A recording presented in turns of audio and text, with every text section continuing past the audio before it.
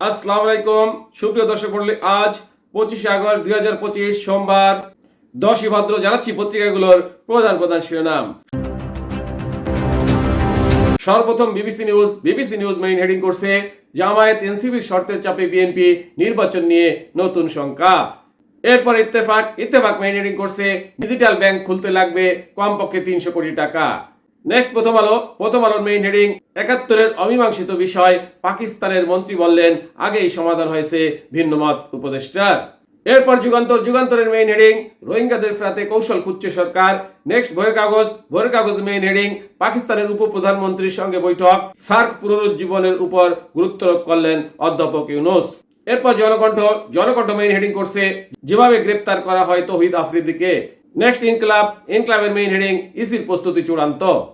এরপর আমাদের সময়ের মেইন হেডিং, কমিশনের সঙ্গে আইনজ্ঞদের বৈঠক, গণভোট বা বিশেষ আদেশে জুলাই সনদ বাস্তবায়নের পরামর্শ। নেক্সট কালের কণ্ঠের মেইন হেডিং, রোহিঙ্গা ঢলের 8 বছর, বাড়ছে সংকট, কমছে সহযোগিতা। এরপর সমকালের মেইন হেডিং, প্রত্যাবর্ষণ অনিশ্চিত, নতুন এসেছে 1.25 লাখ রোহিঙ্গা।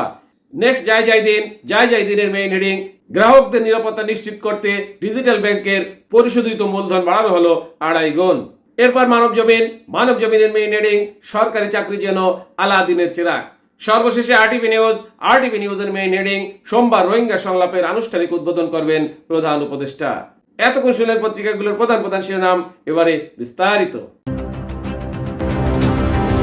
জামায়াত এনসিপি শর্তের চাপে বিএনপি নির্বাচন নিয়ে নতুন শঙ্কা।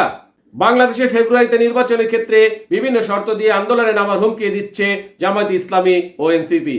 যখন অন্তর্বর্তী সরকারের পক্ষে ভোটের সুনির্দিষ্ট সময় ঘোষণা দিয়ে সেই লক্ষ্য প্রস্তুতি নেওয়ার কথা বলা হয়েছে, তখনও নির্বাচন নিয়ে সন্দেহ, সংশয় এবং অনেক প্রশ্ন উঠছে।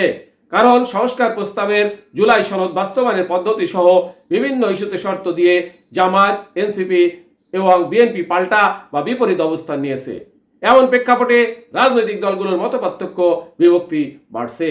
জামায়াত ও এনসিপির নেতারা বলেছেন, সংকট ও ক্ষমতাচ্যুত আওয়ামী লীগ নেতাদের বিচারের পাশ কাটিয়ে একটি সাজানো নির্বাচন করা হচ্ছে। প্রশ্ন উঠেছে, জামায়াত ও এনসিপি এখন যেসব শর্ত সামনে এনে আন্দোলন নামার কথা বলেছে, তারা তাদের শর্ত বা দাবি আদায় কতদূর যেতে পারে? তারা কি নির্বাচন বর্জনের মতো অবস্থানে যেতে পারে কি? পত্রিকার প্রধান প্রধান শিরোনাম সহ সংবাদ এখনকার মতো শেষ করছি। আল্লাহ হাফেজ।